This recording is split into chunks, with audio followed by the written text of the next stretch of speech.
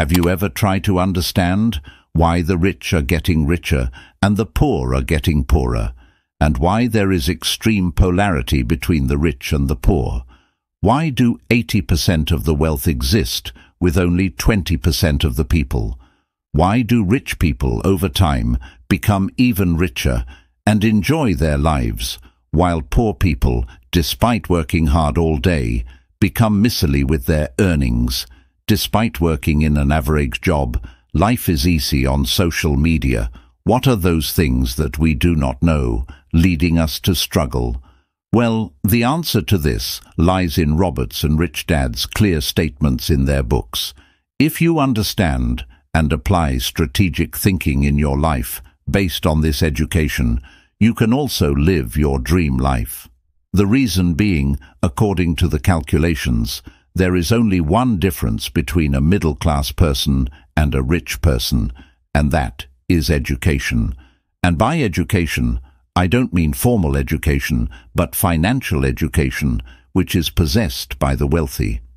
Financial education is much more important than formal education because it provides advice on managing taxes, debts, and phantom income. Let's understand the top 3 aspects. Tax. There is a major difference in money between the rich and the poor due to taxes. Due to taxes, a rich person, despite earning more, pays less tax legally compared to middle-class individuals. Recently, I came across a comment on a popular YouTube channel where someone asked who they were, and they revealed in the comment that they stay in 5-star and 7-star hotels. Their financial advisor suggested showing all these expenses as office expenses, which would help them get significant tax reductions. There is no doubt that taxes become a major chunk of income between the rich and the middle class. According to surveys, taxes are among the top 3 expenses in their list, taking up 21% of their income. Therefore, the rich know that if they contribute more to income tax, the middle class and the poor will live better lives. So, show expenses under the guise of simple business, save on taxes, and enjoy your life. Because the government also provides incentives by cutting a lot of taxes on businesses. That means the government doesn't care if your child's school fees are paid or if there is food in your house. First, taxes will be deducted from your salary, and then you will receive your salary. On the other hand, if you are running a business, you can show many expenses in the name of business and only pay tax on the amount remaining at the end. For example, my friend bought an iPhone for himself using the expenses from his business. It's because the government wants businesses to prosper and contribute to the economy. My friend saved money and bought a phone for personal use. No one can create a win-win situation like this. Debt. It is one of the most important tools that make the rich wealthier and the middle class and poor. Despite thinking of doing business, never think beyond comfort zone. When they come to buy things like e-ponies, they either take loans or swipe their credit cards, often at high interest rates. If we look at Finanza, it is quite simple.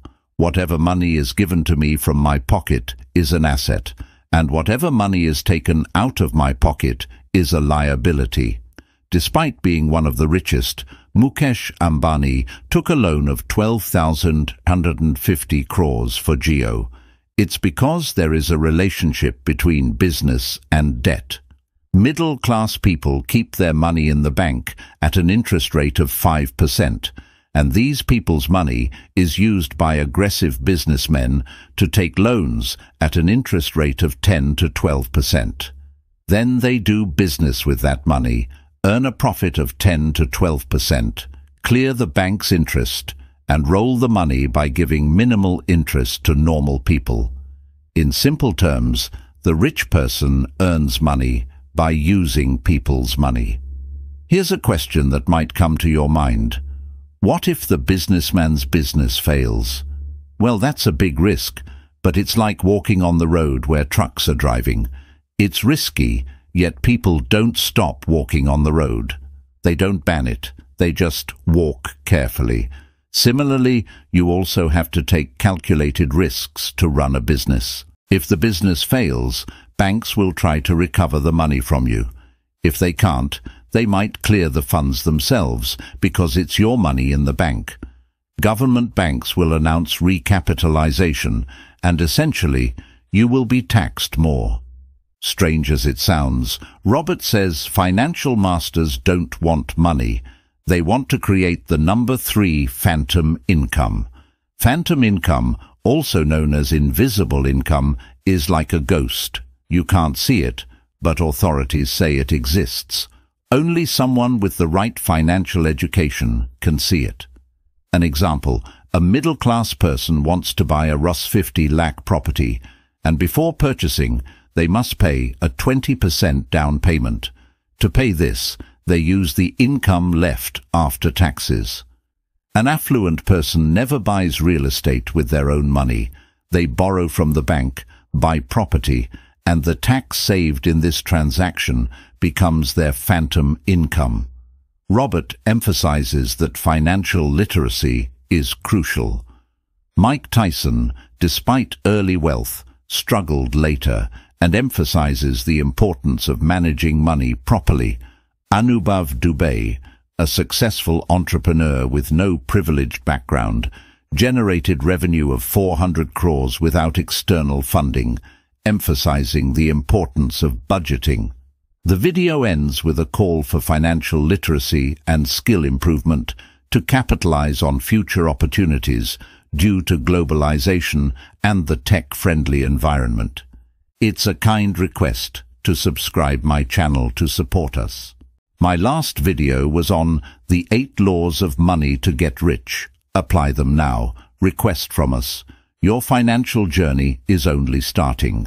Subscribe now for weekly investment tips. Share your most significant takeaway in the comments below. Remember, mastering the money game is a marathon, not a sprint.